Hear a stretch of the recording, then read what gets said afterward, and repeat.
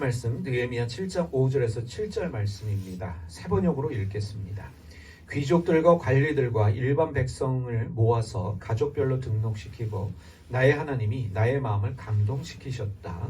마침 나는 1차로 돌아온 사람들의 가족별 등록부를 찾았는데 거기에는 다음과 같이 적혀 있다.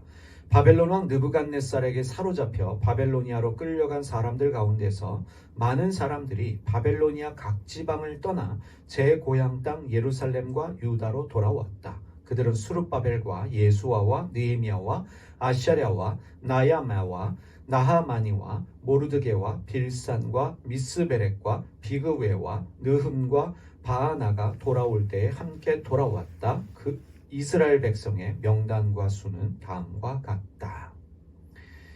나라를 빼앗긴 유대 공동체는 성만 불탄 것이 아니라 사회 시스템도 망가져 있었습니다. 인구조사마저 제대로 되어 있지 않은 상황이었습니다. 그래서 느헤미야는 성벽 공사가 끝난 이후에 예루살렘을 경비하는 책임자와 문지기들을 고용합니다. 그리고 나서 한 일이 사람들을 모아서 귀족들과 관리들과 일반 백성들을 모아서 가족별로 등록을 시켰습니다. 인구 조사를 위한 조치였습니다. 주민 등록을 한 것입니다. 뿐만 아니라 느헤미야는 1차 포로 귀환 때 바벨론의 포로로 끌려가고 이제 본국으로 귀환하는 첫 번째 사람들이 있었는데 그 1차 포로 귀환 때 에스라가 만들었던 가족 등록부를 찾아냅니다. 그래서 8절 말씀부터 보면 그 명단에 에스라가 만들었던 가족 등록부에 기록된 사람들의 숫자를 기록하고 있는 것입니다. 그래서 8절 이후의 말씀은 에스라 2장과 기록이 같습니다.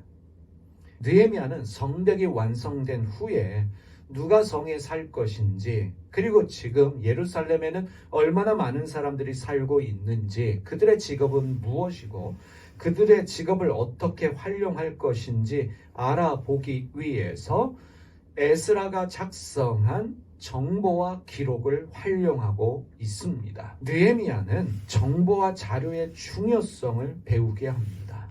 이미 기록되어진 정보와 자료를 가져다 사용하고 있습니다. 이것은 매우 중요한 일입니다. 우리 대한민국은 선진국이지만 다른 선진국들에 비해서 주당 노동 시간이 매우 긴 편입니다. 일을 많이 합니다.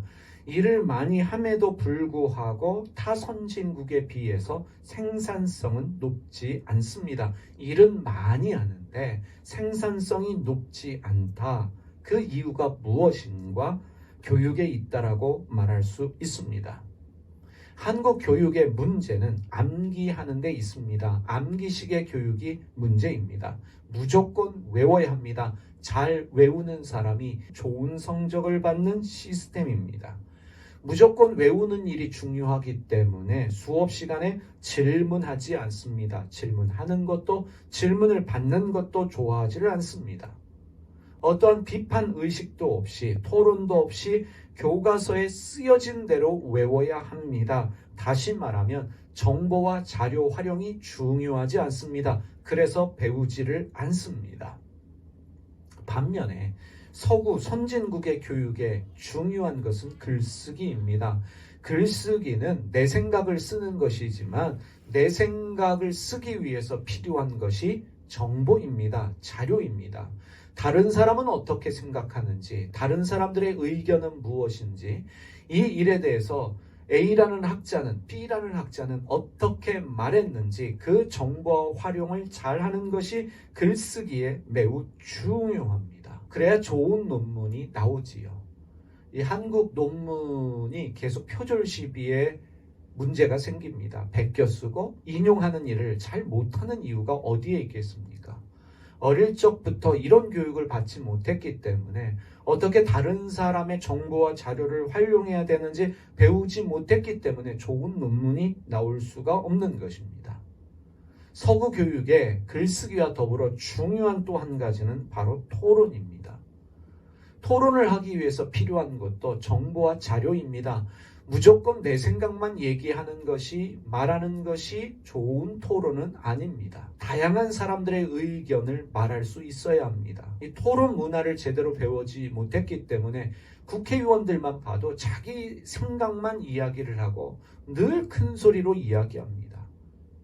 이 토론 문화를 제대로 배우지 못했기 때문에 논리적으로, 합리적으로 자기의 의견을 말하는 것이 아니라 내 생각이 다른 사람에 의해서 공격받으면 화를 내고 소리를 지르고 다른 사람의 이야기를 들으려고 하지를 않습니다. 이 수능 시험 답이 이미 정해져 있지요. 정해진 답에 대한 채점을 기계가 합니다. 좋은 성적 얻으려면 다른 방법이 없습니다. 정해진 답을 무조건 외워야 합니다. 대학 입시에 좋은 성적 받으려면 외워야 합니다. 한국 교육에 있어서 자기 생각 중요하지 않습니다. 다른 사람의 의견도 중요하지 않습니다. 토론 별로 중요하지 않습니다. 답을 알려주는 참고서만 있으면 되고 참고서만 외우면 됩니다. 독서 별로 중요하지 않습니다. 독서도 왜 합니까? 입시를 위해서 정해진 책을 읽고 정해진 대로 외워서 답을 씁니다. 정해진 답만 외우는 정보와 자료 활용을 배우지 못한 한국 교육의 결과는 선진국 중에서 노벨상 받지 못한 유일한 나라가 되었습니다. 노벨 평화상은 받았지만 공부에서, 연구에서 받을 수 있는 다른 노벨상을 받지 못한 유일한 선진국의 한 나라가 되었습니다. 이에 대해서 중앙대학교 교육학과 김누리 교수는 이렇게 말합니다. 정해진 답을 두고 인간과 컴퓨터가 시험을 치른다면 누가 더 잘 보겠습니까? 컴퓨터가 만점을 받겠지요. 그러면 한국 교육의 목적은 후진 컴퓨터를 양성하는 것입니까? 근본적으로 잘못되었다는 것을 아시겠지요. 독일 아이들은 이것이 무엇이냐는 시험 문제를 받지 않습니다. 이에 대한 너의 생각이 무엇이냐는 질문에 답을 해야 합니다. 지식이 아니라 생각을 묻는 것이지요. 지난번에 나온 시험 문제는 다음은 1933년 요셉 괴벨스가 독일 언론협회에서 한 연설문이다. 비판적으로 분석하라 였는데 시간을 5시간이나 줍니다. 우리 아이들은 3분 정도 답을 써내려갈 수 있을까요?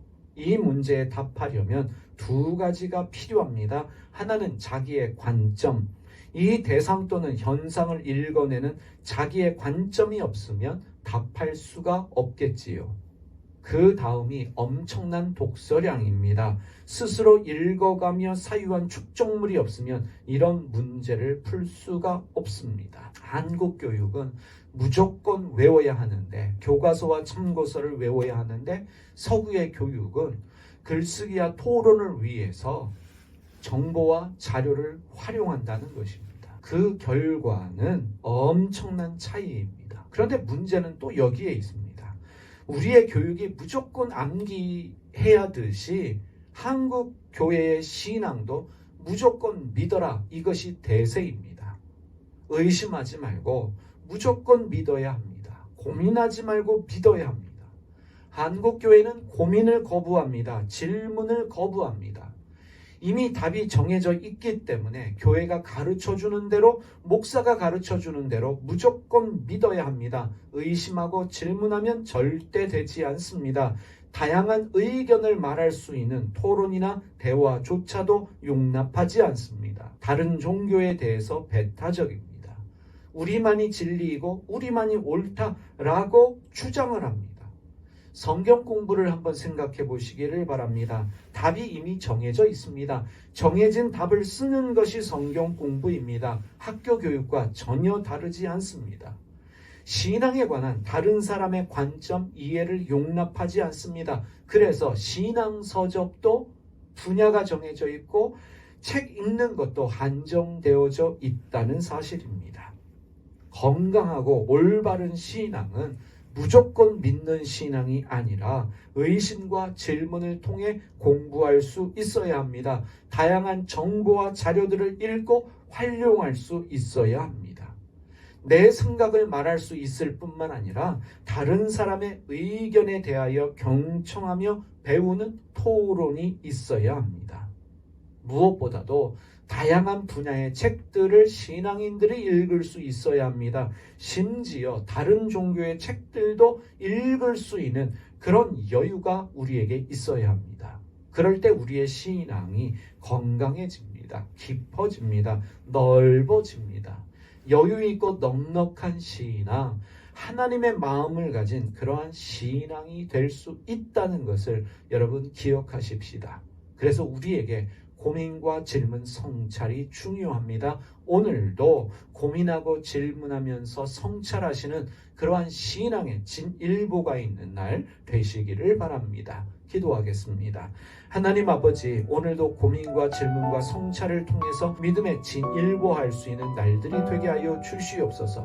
우리의 신앙이 무조건 믿습니다. 아멘에서 끝나지 않게 하여 주시고, 고민하고 질문하게 하시고, 때로는 의심하게 하여 주시되, 다른 사람의 생각과 의견에 대해서도 품을 수 있는 넉넉한 마음이 있게 하여 주시고, 우리의 신앙이 깊어질 수 있도록, 넓어질 수 있도록, 풍성해질 수 있도록 우리에게 고민과 질문을 허락하여 주시옵소서. 예수님의 이름으로 기도드립니다.